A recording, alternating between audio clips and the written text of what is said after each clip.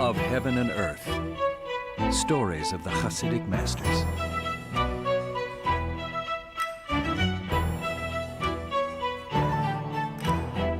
The Baal Shem Tov, master of the good name. Reb Dov Ber, the Maggid of Mezrich. Reb Levi Yitzchok of Berditchev. Reb Zusia of Hanopoli. Reb Eli Melech of Lizensk. Holy Tzaddikim, righteous ones, whose lives, stories, and legends reach out to us from history.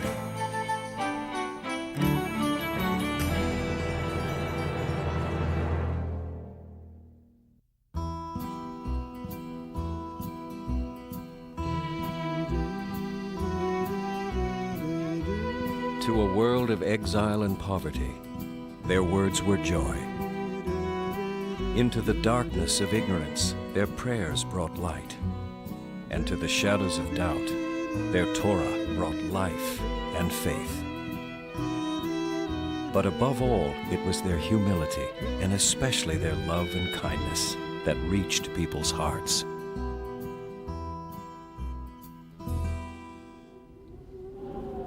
It was a bitter winter in Mezrich, when Reb Pinkus of Frankfurt and his brother Reb Shmelker of Nikolsburg went to see their Rebbe, the Maggid of Mezrich, with a question.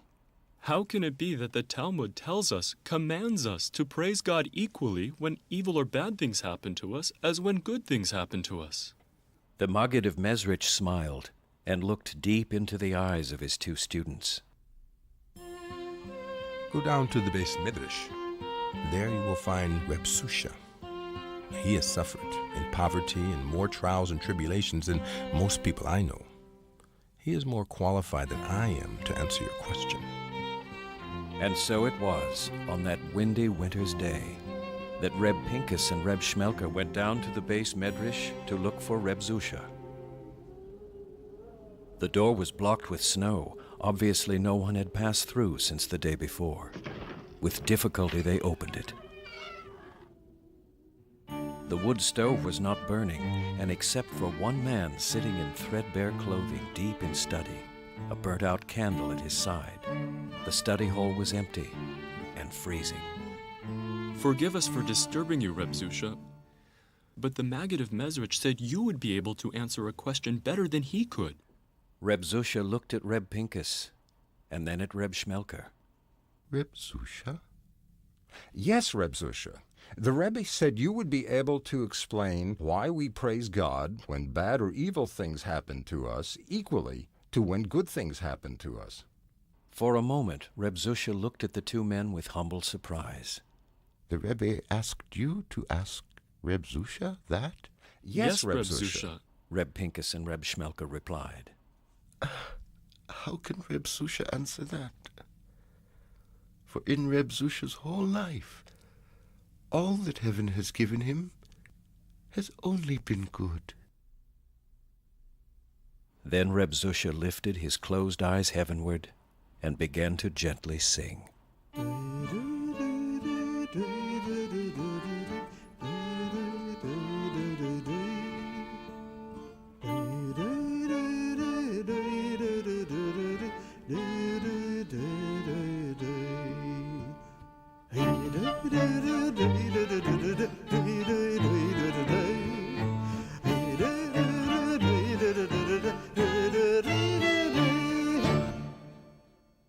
One day, as the Baal Shem Tov, the founder of Chassidic, was preparing to wash his hands before a meal, a distraught woman burst into the room, crying bitterly. Holy Rebbe, please, please help me.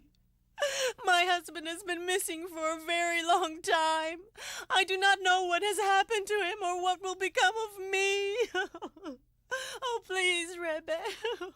I am told you can tell me where he is. Sobbing, the woman collapsed onto the table. Still holding his washing cup filled with water, the Baal Shem Tov closed his eyes and silently prayed. He then turned to the woman. You will find your husband in the city of Reb Meir. Go. Peace be with you. Oh, thank you, Rebbe. Thank you, thank you. A rabbi visiting the Rebbe for the first time, who witnessed the entire incident, turned to the Baal Shem Tov in puzzlement. Forgive me, but surely if you are going to answer with nevuah, with prophetic vision, you should have washed your hands first. The poor woman was at breaking point. You saw that? Was I to stand here and wash my hands and prolong her anguish? Even for a moment? With that, the Rebbe began to wash his hands, his head moving in silent prayer.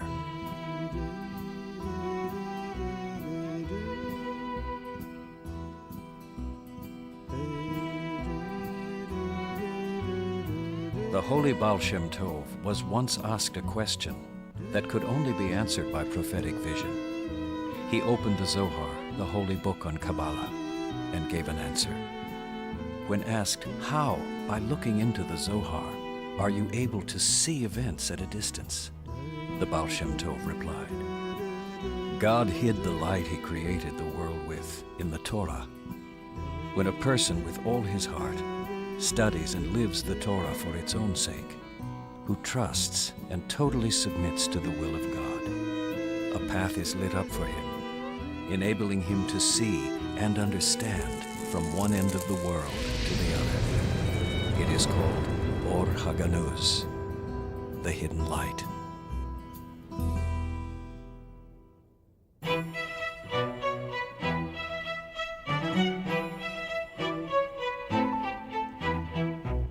Sitting with his students, the Baal Shem Tov suddenly smiled.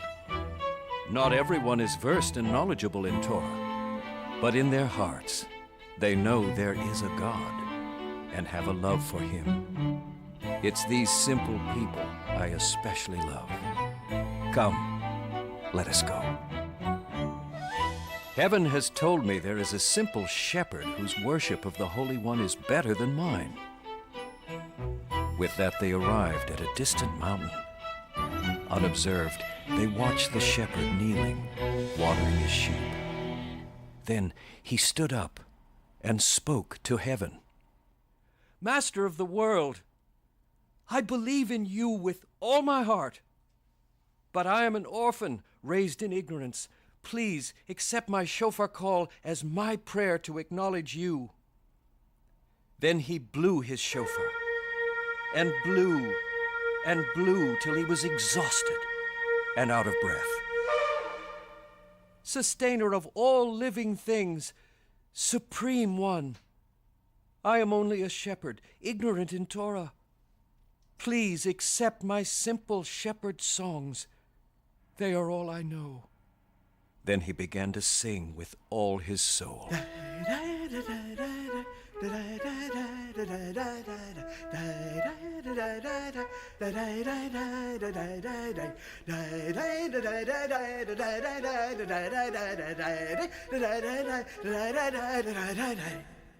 In awe, the Baal Shem Tov and his students watched and listened. Creator of the universe, what else can I do for you? I have only one skill left.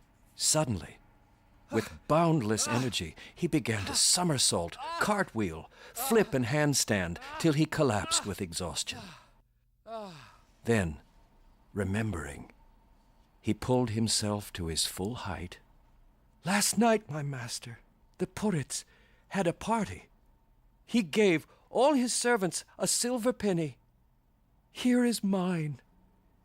Hashem, it is for you. Then he flung the penny heavenward. Stunned, the students of the Baal Shem Tov watched it fly upward, but they didn't see or hear it fall. You never saw it fall, did you? The students shook their heads. It is because heaven stretched out a hand and took it. Yes, what we all have been privileged to see, to witness, is someone who has just fulfilled the commandment to love God with all your heart, with all your soul, and with all you have. By then, the shepherd had quietly gone back to tending his sheep.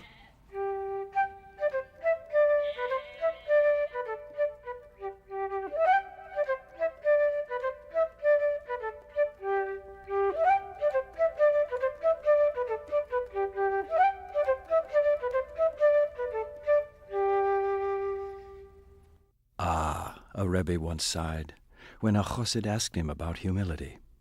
To understand humility, let me tell you a story about Reb Zusia. For Reb Zusia was humility. As he did on his many journeys across Poland to help people, Reb Zusia was walking from one village to another, a small bundle with his worldly possessions over his shoulder. It was a beautiful day, and Reb Zusia was humming a nigun to himself, when suddenly, looking down at his feet, he stopped and was overheard to say, Good earth, it may appear that as I am standing, I am above you. But as you and I know, one day you will be above me. Then, bowing to the earth with respect, he continued on his way, singing his nigun.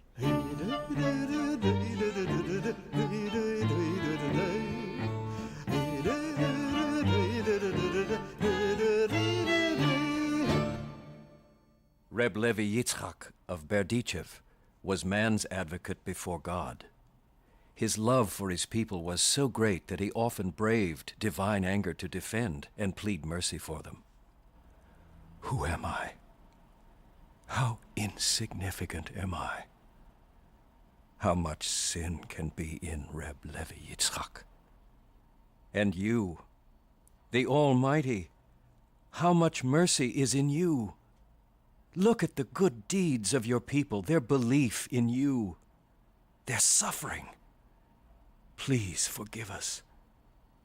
What are our failings compared to your mercy? And as God's advocate before man, Reb Levi Yitzchok would always say, you can be for God, you can be against God, but you cannot be without God. Ponder on this.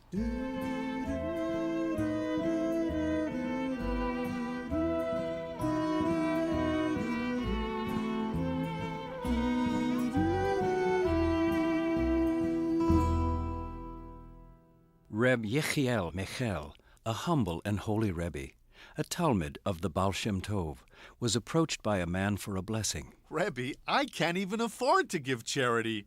The Rebbe blessed him, and his fortune changed. Each year he became wealthier and wealthier. At first he did give charity, but the richer he became, the more his heart hardened, until it closed altogether. This is too much. I didn't build this house to be continually bothered. Out! Out! So the man put a guard at the gate and turned the beggars and the poor away. When Reb Yechiel heard this, he immediately made plans to visit the man. But Rebbe, he has turned away from the Torah. He will never let you in. He has a guard at the gate. Order me the suit of a rich man, and hire the finest coach and horses money can buy. And so they did. Arriving at the gate, he was stopped by the guard. Handing the man a gold coin, the Rebbe spoke to him with authority. "Open up! I'm here to do business with your master." Taking the gold coin, the guard opened the gates. Instantly, as the Rebbe was ushered in, the wealthy man recognized him. How dare you enter my house under false pretenses? "I'm pleased you recognize me. It is a pity you have forgotten yourself." What do you want from me? "What a fine mirror you have, wrought in gold and silver." Turning to the wealthy man, he raised the mirror in front of him. "What do you see?" Myself. The Rebbe stepped to the window. Outside, knowing the Rebbe was visiting the wealthy man, people had begun to gather. "Now what do you see?" People. "And now?" Myself. Then turning the mirror over, the Rebbe peeled away the silver backing. Lifting the silver in the palm of his hand, the Rebbe asked, "What is the Hebrew name for this?" Kesef. Silver. What is the other meaning of kesef? Money. Money misused can be like a mirror. You see only yourself.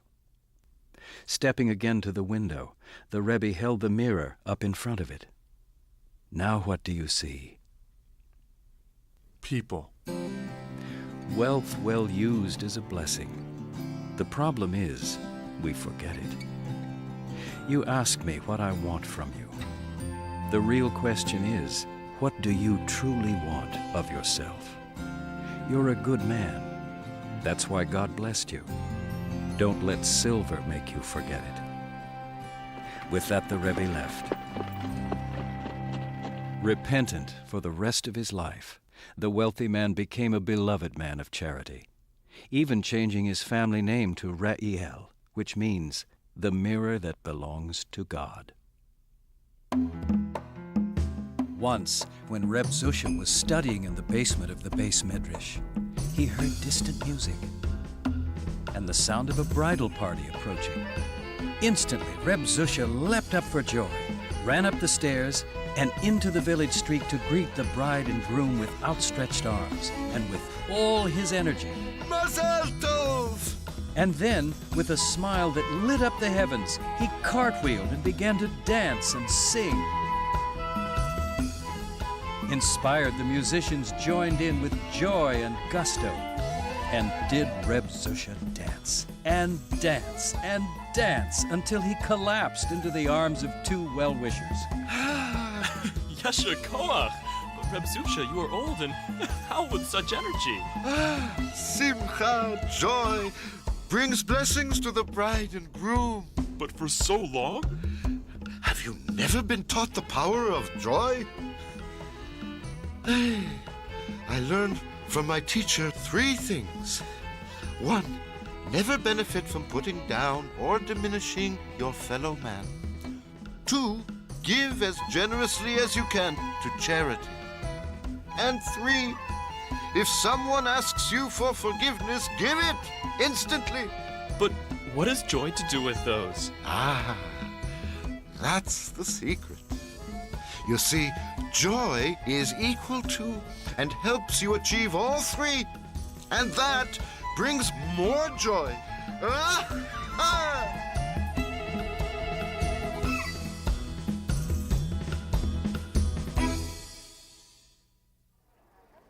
Once at a village fair, the Baal Shem Tov saw a man rushing. This way, that way, rushing. Stepping in front of him, the Baal Shem Tov asked him a question. Why are you rushing so? To make my living. Are you making a good living? Is it working? Not at all. That's why I am rushing. Maybe it's not in front of you. Why not try slowing down, staying in one place? Maybe your living is chasing you.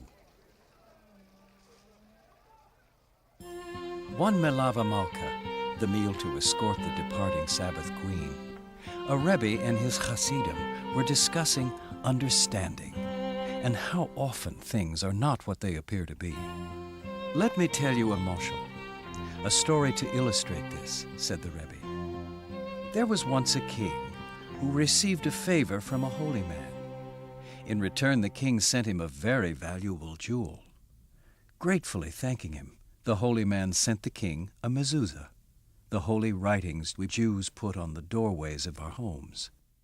When the king received it, he became very angry. What an insult this is! I sent him a precious jewel, and he sends me a piece of parchment in return. When the king's emissaries told this to the holy man, he gently replied, "Please, tell the king how truly grateful I am. You see, what the king sent me, I have to keep guard over. However, what I sent the king keeps guard over him."